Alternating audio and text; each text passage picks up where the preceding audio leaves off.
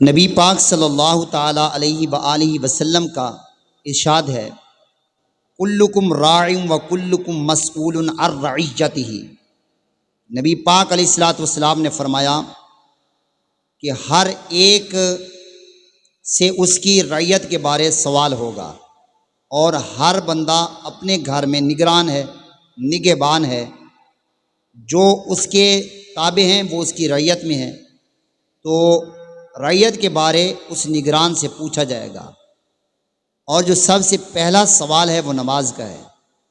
نبی پاک صلی اللہ علیہ وآلہ وسلم نے فرمایا کہ گھروں میں نماز کے نور کو پھیلا دو، نماز کی روشنی کو گھروں میں پھیلا دو۔ تو آج فی زمانہ ہم دیکھ رہے ہیں، ہم تو نماز سرے سے پڑھتے ہی نہیں، جبکہ قرآن کریم میں بار بار نماز کے متعلق سوال ہوا۔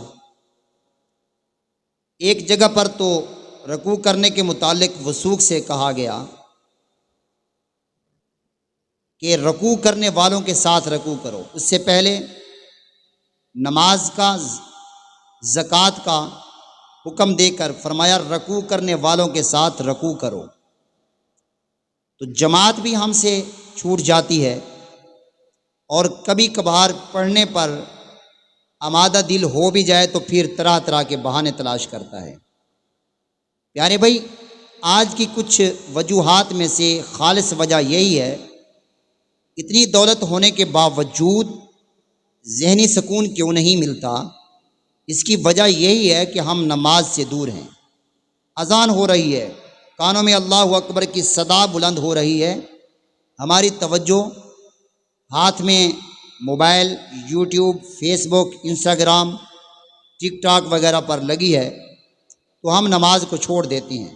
حالانکہ نماز کو چھوڑنا بہت بڑا گناہ ہے، بلکہ نبی پاک علیہ الصلوۃ والسلام نے فرمایا، جس نے جان بوجھ کر ایک نماز کو قضا کر دیا، صرف قضا کیا، بعد میں پڑھ بھی لیتا ہے، جان بوجھ کر وقت گزارا، اس کا نام جہنم کے ویل نامی دروازے پر لکھ دیا جاتا ہے، جس دروازہ سے تمام جہنم بھی پناہ مانگتا ہے۔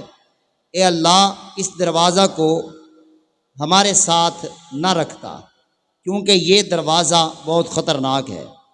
تو جہنم کے تمام دروازے اور جہنم خود اس دروازہ سے پناہ مانگتی ہے۔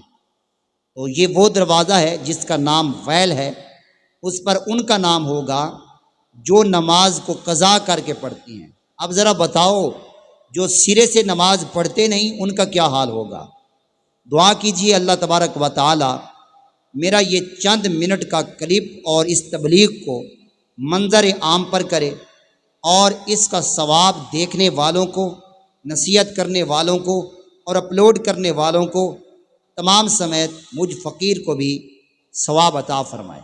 آمین بجاہ النبی الامین۔